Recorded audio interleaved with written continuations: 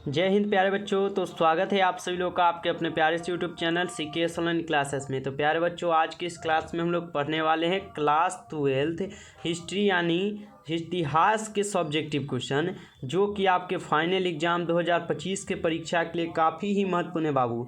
यहाँ से आपके जो है ना परीक्षा में सीधा सीधा प्रश्न देखने को मिलेंगे, क्योंकि सभी क्वेश्चन वीवीआई क्वेश्चन और गेसिंग किया गया क्वेश्चन है, जो कि आपके परीक्षा के लिए काफ़ी महत्वपूर्ण रहेंगे। तो इसलिए आप सभी प्यारे बाबू से हाथ जोड़कर निवेदन है प्यारे बाबू, आप लोग क्लास को शुरू से लास्ट तक देखिएगा, जिससे आपको ये सभी क्वेश्चन समझ में आए और याद हो सके, और आप जो एग्जाम में लिखकर अपना अच्छा नंबर ला सके 2025 के बोर्ड एग्जाम में। इसलिए आप लोग जरूर जो है क्लास को शुरू से लास्ट तक देखिएगा।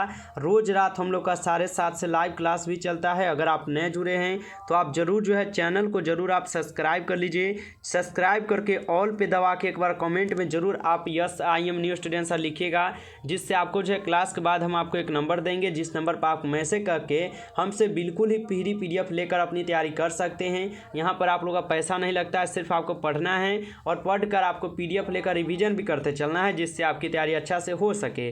तो आप नए हैं तो जरूर सब्सक्राइब करके एक बार कमेंट में I am new student sir जरूर लिखिएगा, और लास्ट में बताइएगा प्यारे बाबू आप लोगों को क्लास कैसा लगा है, आप लोग जरूर बताइएगा। चलिए क्लास को स्टार्ट करें। उनसे पहले आप सभी प्यारे बाबू एक बार क्लास को जो है लाइक जरूर कर दीजिए, ठीक है। चलिए, जितने भी बच्चे क्लास में आए हैं आप सभी प्यारे बाबू जो है क्लास को लाइक कीजिए, ज़्यादा से ज़्यादा आप लोग क्लास को पढ़कर शेयर कीजिएगा, ठीक है। चलिए क्लास को स्टार्ट करते हैं और आज का पहला नंबर क्वेश्चन देखते हैं। चलिए, तो आज का पहला नंबर क्वेश्चन आप लोग के सामने आ चुका है। पहला क्वेश्चन है, पुरातत्व से आप क्या समझते हैं। ये सभी क्वेश्चन MVVI और इम्पोर्टेड क्वेश्चन है बाबू, और सभी क्वेश्चन बहुत ज़्यादा VVI क्वेश्चन है, इसलिए आप लोग क्लास को लास्ट तक देखिए, जिससे आपको समझ में आए। चलिए क्वेश्चन पढ़िएगा, पुरातत्व से आप क्या समझते हैं बाबू, ठीक है। इसको समझिएगा। आपको उत्तर क्या लिखना है, उत्तर लिख देना है कि खुदाई के दौरान जो चीज़ें मिलती हैं, अगर उनसे इतिहास के बारे में पता चलता है तो उसे पुरातत्व कहते हैं। यानी खुदाई के दौरान, जैसे हड़प्पा सभ्यता की हम लोग बात ले ले, हड़प्पा सभ्यता में बहुत चीज़ जो है मिले हैं आपको खुदाई के दौरान, यानी उसी प्रकार यानी खुदाई के दौरान जो भी चीज़ मिलते हैं, अगर उनसे इतिहास के बारे में पता चलता है, यानी बीते हुए कल, यानी 1800 की बात कर लिया जाए, 1700 ईस्वी के बात किया जाए, 1600 ईस्वी का बात किया जाए, मतलब इन युगों का जब ये बात होता है ना, तो इतिहास के बारे में जब हमें पता चलता है तो हम लोग इसे पुरातत्व कहते हैं। आप लोग अच्छे से याद रखिएगा, अपने भी भाषा में आप लोग आंसर दे सकते हैं बाबू लोग, ठीक है। हमारा फर्ज है आपको अच्छे से पढ़ा देना, आप लोग का फर्ज है अच्छे से याद कर लेना, ठीक है। चलिए अगला क्वेश्चन को आप लोग समझिएगा। यहाँ पर आप लोग का 2 नंबर क्वेश्चन है। 2 नंबर क्वेश्चन है कि हड़प्पा सभ्यता की जल निकासी प्रणाली की विशेषताएं बताए बाबू, ठीक है। हड़प्पा सभ्यता की जल निकासी प्रणाली की आपको विशेषताएं जो है ना बताना है। इसको आप लोग समझिए क्या है उत्तर, ठीक है। उत्तर है, हड़प्पा सभ्यता की जल निकासी प्रणाली बहुत ही अच्छी और क्या है, योजनाबद्ध थी। यानी हड़प्पा सभ्यता की जल की जो निकासी थी, यानी जो नाली उली होता है ना, जो जल उल होता है वह निकलने यानी बाहर निकलने की प्रणाली जो बहुत ही अच्छी थी। यानी मानिए कि पानी गिरा कल पे और कल से बाहर जो है अच्छी ही तरीके से चल जाता था, कहीं पे गंदगी नहीं होता रहा, ठीक ना। और यहाँ पे योजनाबद्ध अच्छी थी, यानी वहाँ पे जो भी चीज़ थी ना अच्छी थी, ठीक नहीं। यानी हड़प्पा सभ्यता में घर क्या है, तो सड़कें के और नालियाँ एक साथ योजना बनाकर बनाई गई थी। यानी क्या है, घर, सड़कें और नालियाँ एक साथ योजना बनाकर, यानी एकदा सोचकर वह योजना बनाकर बनाई गई थी। घर को, सड़कें को, नालियाँ को एकदम सोचकर बनाए गए थे। जैसे कि क्या है, सड़कें सीधी एक दूसरे को काटती थी। जैसे कि सड़कें अगर ले ले तो एक सीधी समकोण में जो है एक दूसरे को काटती थी, वैसे ही नालियाँ भी एक दूसरे को समकोण पर काटती थी। घरों का पानी पहले गली की नाली में जाता था।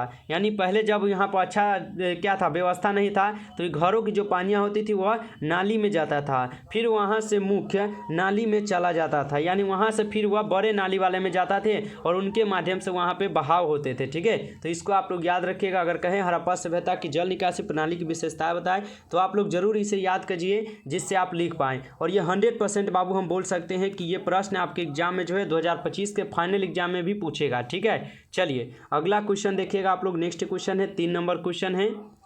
3 नंबर क्वेश्चन है मोहनजोदड़ो के विशाल स्नानगर के बारे में आपको लिखना है। ठीक है, ये भी क्वेश्चन आपके बाबू हम 100% के साथ हम बोल सकते हैं कि यहाँ से ये प्रश्न सब आएंगे तो आएंगे। ठीक है, चलिए मोहनजोदड़ो के विशाल स्नानगर के बारे में आपको लिखना है। ठीक है, उत्तर दिया गया क्या, देखिएगा उत्तर दिया गया है कि मोहनजोदड़ो का विशाल स्नानगर पक्की ईंटों से बना है। यानी मोहनजोदड़ो का जो विशाल स्नानगर थे ना वह पक्की ईंटों के बने हुए थे। ठीक है, और यह बहुत सुंदर है। यानी मोहनजोदड़ो का जो स्मारक बना हुआ ना पक्की ईंटों का वह बहुत ही सुंदर है। इसके क्या है, दोनों सिरों पर पानी में उतरने के लिए सीढ़ियाँ है। यानी इसके दोनों और क्या, तो दोनों सिरों पर पानी में उतरने के लिए एक सीढ़ियाँ बनाई गई है। चारों और छोटे छोटे कमरे भी है। यानी मोहनजोदड़ो के स्मारक में चारों तरफ क्या है, तो छोटे छोटे क्या है, छोटे छोटे बाबू कमरे भी है। यह स्नानागार शायद धार्मिक स्नान के लिए इस्तेमाल होता था, क्योंकि भारत में धार्मिक रस्मों में स्नान करना बहुत महत्वपूर्ण है। यानी भारत में क्या है, तो कोई भी धार्मिक यानी कोई भी जैसे पूजा पाठ ले लीजिए उसमें आप नहा कर जाते हैं ना, आज भी जाते हैं। यानी अपने भारत में क्या है, तो धार्मिक रस्मों को स्नान करना बहुत ही महत्वपूर्ण है। यानी नहा कर हम लोग नहा धोआ कर अच्छे से फ्रेश होकर ही बैठते हैं पूजा पाठ पर। ठीक ना, यहाँ गर्म और ठंडा दोनों तरह की पानी जो है उपलब्ध था। यानी यहाँ पर क्या है, तो गर्म और ठंडा दोनों तरह की पानियाँ जो है अपने भारत में जो है उपलब्ध था। आप लोग इसे जरूर याद कर लीजिएगा, क्योंकि ये प्रश्न बाबू हम बोले तो 100% ये प्रश्न आने वाला प्रश्न सब है। अगर इनको नहीं पढ़ते हैं बाबू तो आप बहुत पछताएंगे। इसलिए आप लोग सोचिए, पछताना है कि आप रट जाना चाहते हैं, आप लोग के ऊपर डिसाइड है। हम आपको पढ़ा देते हैं, आपका फर्ज है इसको कैसे याद कर सकते हैं। अगला क्वेश्चन प्यारे बाबू देखिए यहाँ पर 4 नंबर क्वेश्चन। 4 नंबर क्वेश्चन है किन्हीं 2 गुप्तकालीन मंदिरों के नाम लिखे। ठीक है, ये प्रश्न आपके 2 नंबर वाले में हमेशा पूछता है कि इन्हीं 2 गुप्तकालीन मंदिरों के नाम लिखे। उत्तर दे दीजिएगा कि गुप्तकालीन कुछ प्रमुख मंदिरों के नाम ये रहे, यानी निम्नलिखित है या यह रहे हैं। ठीक है, यानी गुप्तकालीन कुछ प्रमुख मंदिरों का नाम निम्नलिखित है या यह रहे। ठीक है, जिसमें पहला लिखेंगे तिगवा का विष्णु मंदिर, जो कहाँ पर है, जबलपुर मध्य प्रदेश में बाबू।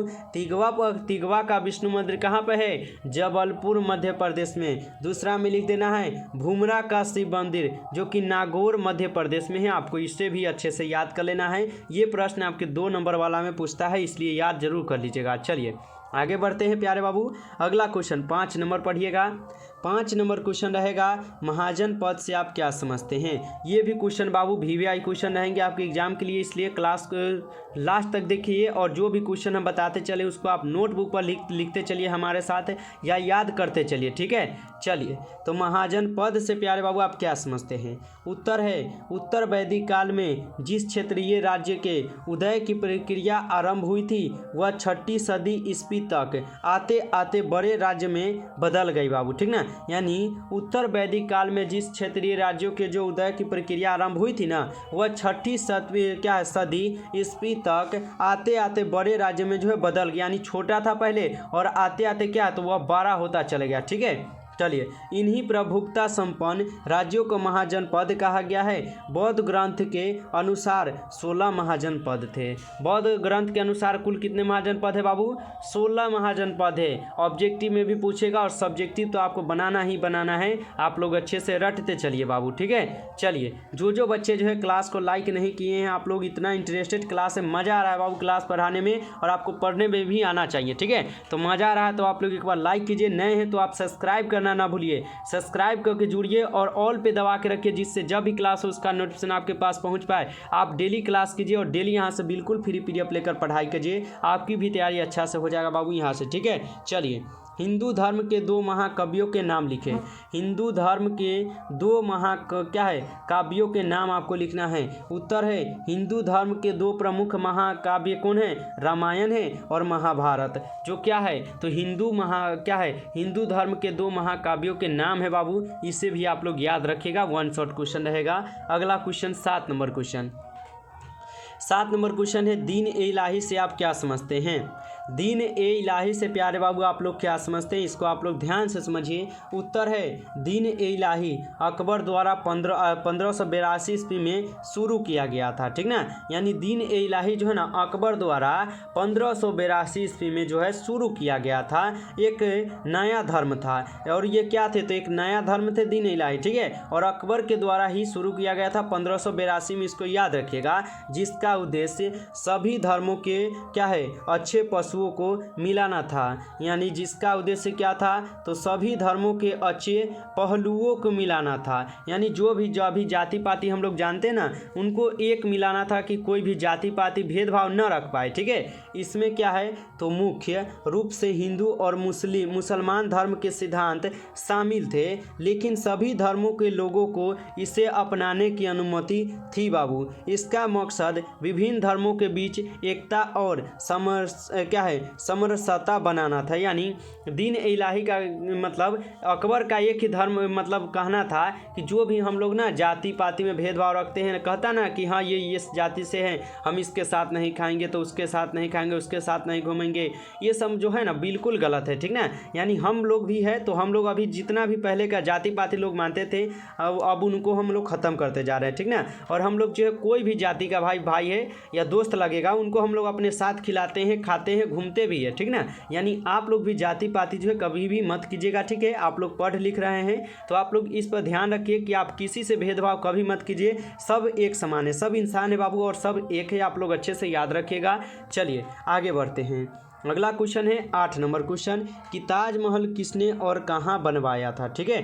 ताजमहल किसने और कहाँ बनवाए हुए थे बाबू, इसको समझिएगा। उत्तर है ताजमहल को मुगल बादशाह शाहजहां ने बनवाया था, ठीक है। यानी ताजमहल को मुगल बादशाह शाहजहां ने बनवाया था बाबू। यह उत्तर प्रदेश के आगरा शहर में यमुना नदी के दक्षिण तट पर बना है बाबू, ठीक है। यानी ताजमहल किस नदी के तट पर स्थित है, यमुना नदी के तट पर। ताजमहल को किसने बनवाया बाबू, तो शाहजहां ने बनवाया। यानी 1 नंबर और 2 नंबर तो ऑब्जेक्टिव भी बना और साथ ही साथ हमारा 2 नंबर का सब्जेक्टिव, यानी यहाँ से हमारा मानिए तो 3 नंबर बनेगा अगर इसको याद कर लेते हैं तो, ठीक है। याद रखिएगा आप लोग इसको। चलिए आगे बढ़ते हैं। अगला क्वेश्चन पढ़िए आप लोग। 9 नंबर क्वेश्चन है मुगल दरबार में झरोखा दर्शन क्या था। मुगल दरबार में प्यारे बाबू झरोखा दर्शन जो है ना क्या था, इसको समझिएगा। उत्तर है झरोखा दर्शन। तो झरोखा दर्शन भारत में मध्यकालीन काल में मुगल सम्राट द्वारा किया जाने वाला एक दैनिक अभ्यास था। इसमें सम्राट अपने किले या महल की क्या है बालकनी या झरोखे से जनता को संबोधित करते थे। यह जनता के साथ सीधे संवाद करने का एक जरिया था। यानी जनता के साथ क्या सीधे संवाद करने का एक जरिया था, बातचीत करने का एक जरिया था बाबू, ठीक है। झरोखा दर्शन की शुरुआत मुगल सम्राट अकबर ने की थी। झरोखा दर्शन की शुरुआत किसने किया, तो मुगल सम्राट अकबर ने किया था बाबू। इसको आप लोग याद रखिएगा। मुगल दरबार में झरोखा दर्शन क्या था प्यारे बाबू, तो इतना तो आप लोग रट सकते हैं और मेहनत करके याद भी कर सकते हैं। अगला क्वेश्चन प्यारे बाबू देखिएगा आप लोग यहाँ के महान वमी काडिबा के बारे में आप क्या जानते हैं, ठीक है। चलिए महान वमी काडिबा के बारे में आप लोग क्या जानते हैं, इसको समझिएगा। महान वमी डिबा विजयनगर का एक प्रमुख और अत्यंत आकर्षक महल है, ठीक ना। यानी महान वमी डिबा जो है ना एक विजयनगर का प्रमुख और अत्यंत ही आकर्षक महल है। महान वमी डिबा शहर के सबसे ऊंचे महलों में से एक है बाबू, जिसकी ऊंचाई लगभग 40 फीट है। और इस महल का निर्माण तुलुब वंश के शासक कृष्णदेवराय ने करवाया था बाबू, ठीक ना। यानी इसकी ऊंचाई की बात किया जाए, महान वमी की डिबा के बात की अगर ऊंचाई की बात किया जाए तो यह 40 फीट जो है ऊंचा है, ठीक है। यानी ऊंचा है। और इसका निर्माण किसने करवाया था, तो तुलुब वंश के शासक कृष्णदेवराय ने करवाए थे। इसको आप लोग अच्छे से जरूर याद कीजिएगा। अगला क्वेश्चन पढ़िए। 11 नंबर क्वेश्चन रहेगा आपके सामने। गोपुरम से आप क्या समझते हैं। गोपुरम से प्यारे बाबू आप लोग क्या समझते हैं, इसको समझिएगा। उत्तर है भारतीय मंदिरों के प्रवेश द्वार को गोपुरम कहा जाता था। यानी हमारे भारतीय मंदिर, यानी हमारे भारत में तो क्या मंदिर है बाबू, बहुत ज़्यादा मंदिर है। हमारे घर के तो बगले में मठ मंदिर बना हुआ है, ठीक ना। तो भारतीय क्या है, भारतीय मंदिरों के प्रवेश द्वार को हम लोग गोपुरम कहा जाता था। गोपुरम एक विशाल और ऊंचा द्वार होता था। ठीक है, गोपुरम जो है एक विशाल और ऊंचा द्वार होता था। यह विशेषता दक्षिण भारतीय मंदिरों में पाया जाता है। विजयनगर के राजाओं ने मंदिरों में गोपुरम को बनाया था, यानी विजयनगर के राजाओं ने मंदिरों में गोपुरम को ना बनवाए हुए थे, यानी गोपुरम को विजयनगर के राजाओं ने ही बनवाए थे। आप लोग याद रखिएगा इसे। ठीक है, गोपुरम से आप क्या समझते हैं बाबू, इसको जरूर याद कीजिए। ये भी प्रश्न आपके लिए VVI रहेंगे, इसलिए याद जरूर करना है। अगला क्वेश्चन पढ़िए आप लोग, 12 नंबर क्वेश्चन। 12 क्वेश्चन है, मेगास्थनीज का संक्षिप्त परिचय दें। मेगास्थनीज का आपको संक्षिप्त एक परिचय देना है। उत्तर देखिएगा, उत्तर है मेगास्थनीज यूनानी राजदूत था। मेगास्थनीज तो आपको पता ही होगा कि यूनानी राजदूत था और चंद्रगुप्त मौर्य के दरबार में आए हुए थे। कौन? तो मेगास्थनीज, यानी मेगास्थनीज एक यूनानी राजदूत था और चंद्रगुप्त मौर्य के दरबार में आया था। उसने अपनी यात्रा का विवरण अपने ग्रंथ इंडिका में किया है। इंडिका किसका लेखक है बाबू? मेगास्थनीज का, आप लोग को पता ही होगा। इस ग्रंथ से चंद्रगुप्त मौर्य और उसकी समकालीन शासन व्यवस्था के विषय में जानकारी मिलती है बाबू। ठीक है, याद रखेगा। यानी मेगास्थनीज का संक्षिप्त परिचय दे तो आप लोग इतना तो याद कर सकते हैं ना। मेगास्थनीज ये बाबू कौन थे? तो यूनानी राजदूत थे। क्या है? और चंद्रगुप्त मौर्य के दरबार में आया था। ठीक है, उसने अपनी यात्रा का विवरण अपने ग्रंथ इंडिका में किया था। इस ग्रंथ से चंद्रगुप्त मौर्य और उनकी समकालीन शासक व्यवस्था के विषय में हमें जानकारी मिलती है। ये रहे आपके मेगास्थनीज का एक संक्षिप्त परिचय बाबू। ठीक है, अगला question 13 number question. 13 number question को आप लोग पढ़िए ध्यान से कि अकबर के काल में भूमि के वर्गीकरण को स्पष्ट करें। ठीक है, चलिए, अकबर के काल में भूमि के वर्गीकरण को आपको स्पष्ट करना है। उत्तर दिया गया है कि आईने अकबरी के अनुसार भूमि को 4 भागों में जो है बांटा गया है। यानी आईने अकबरी के अनुसार अगर हम लोग देखें तो भूमि के 4 भागों में जो है बांटा गया है, जिसमें से अगर पहला की बात किया जाए तो पहला आ जाएगा आप लोग का पोलज। पोलज क्या है? तो यह प्रथम श्रेणी की भूमि थी। यानी पोलज जो है यह प्रथम श्रेणी की भूमि थी जिस पर हर वक्त खेती होती थी। जिस पर क्या है? तो हर वक्त, यानी हर महीने क्या है, हर साल, ठीक ना, खेती होती थी। इसमें सभी तरह की फसल की जाती थी, यानी की जाती है, और इसे कभी खाली नहीं छोड़ा जाता था। ठीक है, यानी इस खेत को कभी भी खाली नहीं छोड़ा जाता था, हमेशा इसमें कुछ न कुछ बोया जाता था और उपजाया जाता था। वहीं पे दूसरा है आपका परती। तो वह जमीन जिस पर लगातार 2 से 3 वर्ष खेती करने के बाद फिर से उस जमीन को 1 वर्ष के लिए खाली छोड़ दिया जाता है, ताकि ताकि खोई हुई उर्वरक शक्ति वापस आ जाए। यानी ये परती में आपके क्या है? तो खोई हुई उर्वरक को वापस लाने के लिए क्या है? तो आपको 2 से 3 साल तक परती ही छोड़ दिया जाता है। वहीं पे अगर तीसरा का बात किया जाए चच्चर क्या है? तो वह जमीन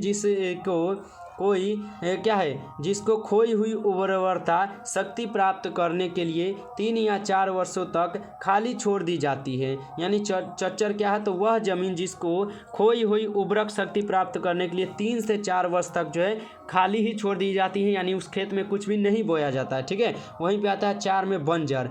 तो यह सबसे निम्न श्रेणी की जमीन थी जिसे 5 या उनसे क्या है अधिक वर्षों के लिए खाली छोड़ दिया जाता था। जो भी जमीन बंजर हो जाता है उनको 5-6 साल क्या है उनको छोड़ दिया जाता है परती, जिससे उसमें क्या तो उर्वरता जो है फिर से वापस आ जाए और इसमें अनाज जो है ना अच्छा खासा होने लगे इस खेत में। ठीक है, तो याद रखिएगा आप लोग अच्छे से। ये रहे आपके क्या? तो ये रहे आपके आईने अकबरी के अनुसार भूमि के 4 भागों में बांटा गया प्रश्न उत्तर, जो कि आप लोग को अच्छे से याद रख लेना। ठीक है, चलिए प्यारे बच्चे, आज की इस क्लास में आज 13 क्वेश्चन हम फिर आप सबके लिए लेकर आए थे। गेसिंग किया गया क्वेश्चन था, आप लोग अच्छे से इसे जरूर याद कर लीजिएगा। ठीक है, अगर आप नए हैं तो आप जरूर सब्सक्राइब कीजिए, सब्सक्राइब करके ऑल पे दबा लीजिए और ज़्यादा से ज़्यादा आप लोग एक बार शेयर कर दीजिए। ठीक है, जो भी बच्चे अगर एक बच्चे पढ़े हैं तो आप लोग अगर 1 से ज़्यादा हो सके तो ज़्यादा कीजिए, नहीं तो 1 शेयर आप लोग को ज़रूर करना है। और जो बच्चे अभी तक क्लास को लाइक नहीं किए होंगे तो आप लोग लाइक भी कीजिए। चैनल पर पहली बार जुड़े हैं तो सब्सक्राइब तो आपको करना ही करना है